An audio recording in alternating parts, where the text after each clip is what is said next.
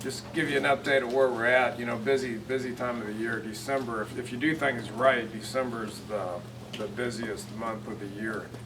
And we've had 7 coaches out recruiting all week. We have 12 recruits coming in today. Practice today and tomorrow, and then back out on the road Sunday for another week of recruiting. Players take finals next week, and then everybody will come back in next Friday, Saturday, same thing. We'll have practice Friday, Saturday. We'll have more recruits in, and then after that, it becomes a little easier because finals are over, recruiting's over, and it'll be all about preparing for the Orange Bowl at that point to prepare our team to play Clemson. So that's kind of where we're at. Got any questions? We'll take a little break. How many, Coach, how many workouts in practice sessions?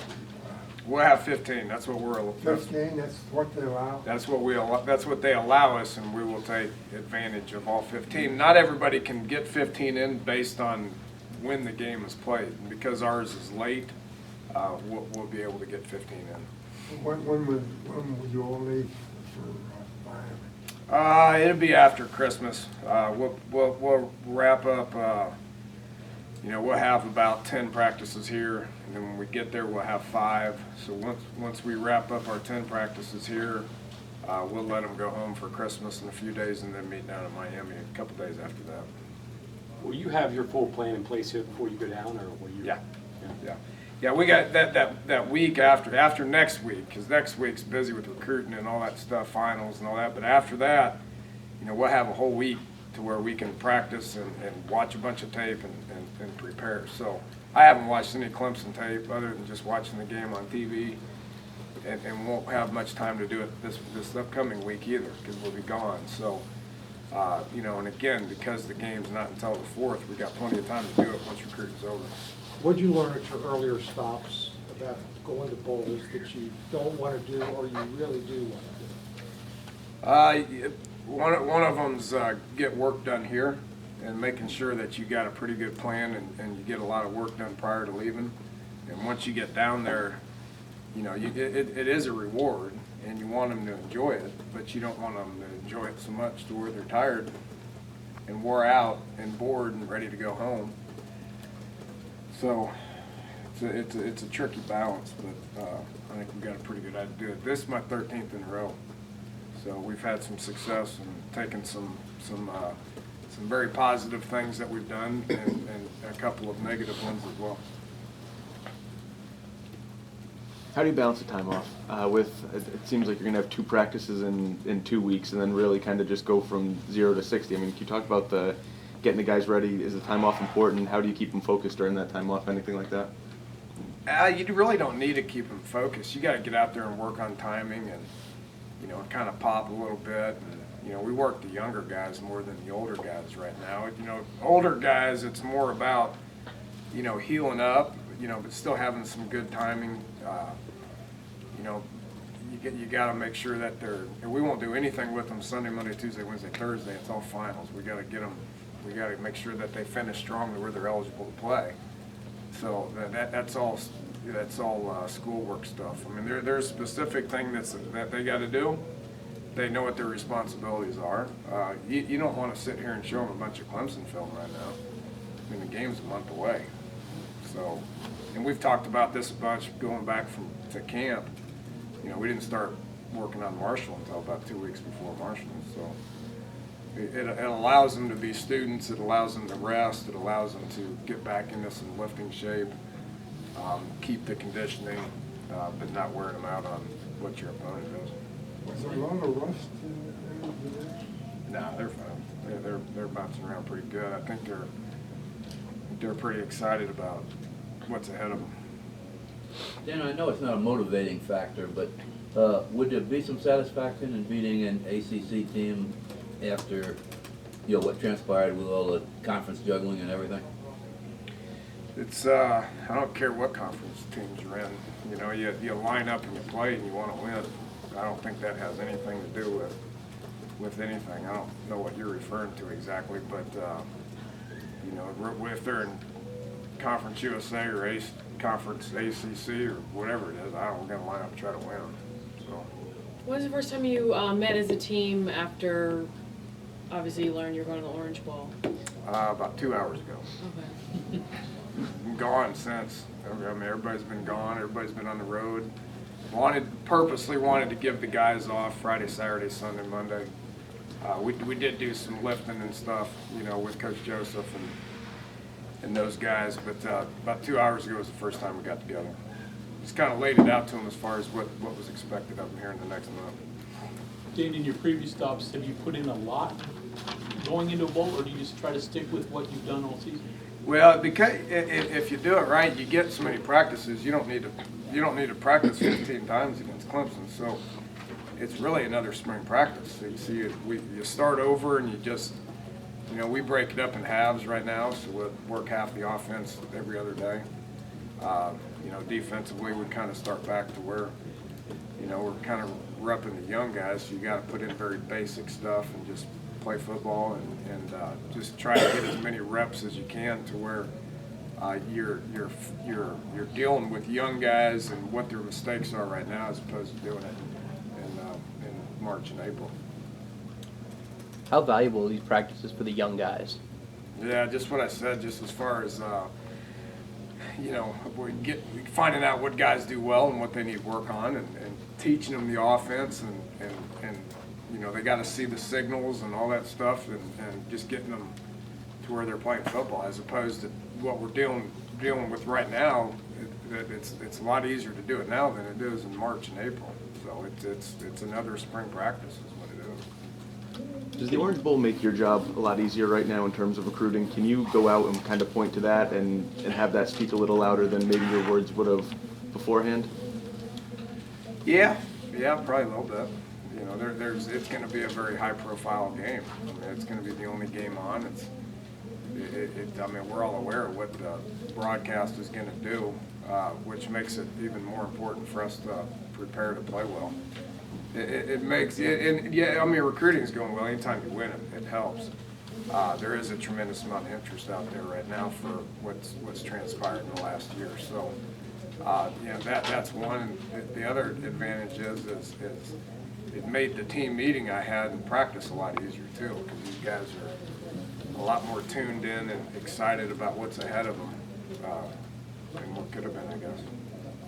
Can you talk about how Stedman and Tavon have complemented each other now compared to what you saw when you first stepped here in the spring, and how they complement each other and how they've done and adjusted to the game plan, considering some of the issues with having to tailor down with the offensive line and that sort of thing? Those guys have did good. They've made some plays. They're you know, Stedman's a consistent guy. Tavon's not.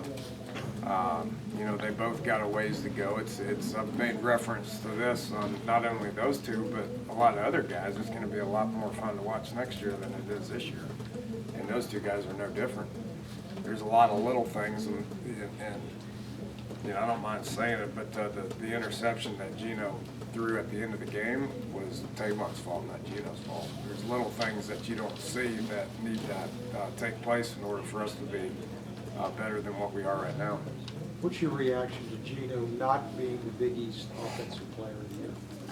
I don't pay attention to that stuff, to be honest with you. I didn't see it in the list. I think Mike sent me an email with some names on it or something, but I really didn't go through it to look. This is more of a team sport than it is an individual sport. I could care less about all that stuff. You've referred in the past to the way you guys trim from the playbook throughout a game week. Do you find you do less trimming for a bowl game just because, like you said, you have 15 practices to drill things? I don't know. Sometimes maybe, sometimes not maybe.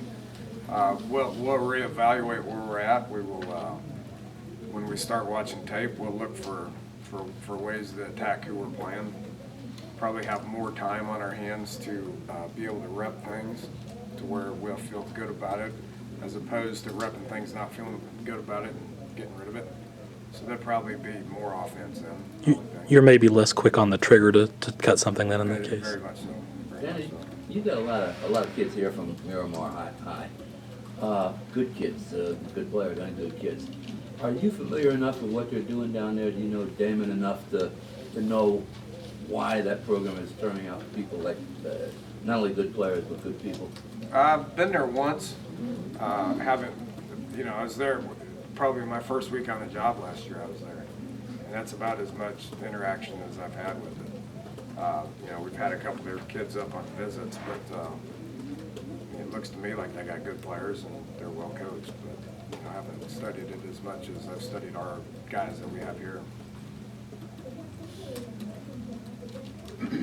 Dana, have you've gone through a bunch of bowl games probably.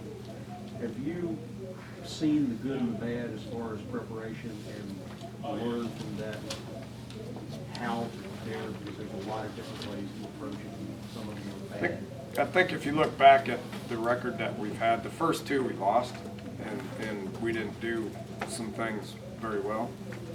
And since then, it's been pretty successful. Do you recall what you changed significantly? Yeah, but I can't tell you. Can't have you writing about it and having people read it. You don't want to wear them out. You want them to get excited about playing. They want to have a good time, and we want to allow them to have a good time, but not too good of a time to the point to where they're wore out and they're ready for it to get over. So it's a tricky balance. Could you talk a little bit about the way the defense finished the season? It seemed like when they needed to step up, they turned in a couple of pretty solid performances, and carrying that over into bowl prep and into Clemson. Yeah, they did. The last 3 games, they played well. I've been pretty vocal about that, and the whole team responded to adversity, and we all know what I'm talking about when that hit. And defense probably played a little better than offense, but still not good enough to win if it wasn't for offense making some plays and special teams making some plays. This is a team that needs to play well on all 3 sides of the ball to win. But yeah, I thought they improved from when the adversity hit. I think they improved and finished the year pretty good. What's your thoughts on the distance or the time between the end of the regular season and the bowl game? Is it too much, enough? What's your thoughts on that? I think it's fine. I mean, some teams don't have very much time because they play early bowl games. Whatever cards you're dealt, you need to be smart enough to be able to figure out how to address it and deal with it. So, we're not dealing with anything that our opponent isn't, and we're not dealing with anything that maybe somebody else is dealing with that we don't have to play. So it's all relative. You ended the regular season with a lot of bumps and bruises. Anything that you're worried about at end of January 4th? No, we got about 5 or 6 guys out there that are nicked up, not ready to go full speed right now, but we don't have to push them to go full speed right now either. So one of the I had 5 or 6 key points that I hit with them, and one of them was be smart with your bodies and make sure, even though you got to do finals, Sunday through Friday, you got to find time to come in here and, if you're hurt, you need to get a bunch of treatment. You need to take care of your bodies, and you need to rest, and you need to recover, and then when you start feeling better, you need to be able to put your foot on the pedal and go. So what we got, because there's so much time in between games, we should get healed up pretty good, and then still have enough time to be able to practice to prepare to play the game. Yeah, but they played 2 almost completely different seasons. They started really hot and they struggled at the end. And you generally, and maybe it's different for bowl, you look at the most recent games for a team. Might that be misleading with them because they played so well at the beginning and then came undone? Well, they didn't look too bad in that last game. Right, well, yeah. They played a pretty good team. So, yeah, I know. And they were real hot and won some close games, but was real hot and kept winning some close games. And then that's hard to maintain, as we saw this year, and not only with them, but in a whole bunch of other teams, to where they kind of hit a 2 or 3 game skid there, but because they're well coached and they got players that like to win, they were able to win the game at the end that counted. So it's part of what college football is all about, and for them to be able to regroup. kind of like we regrouped a month ago, is a tribute to their coaches and players. All right. Okay.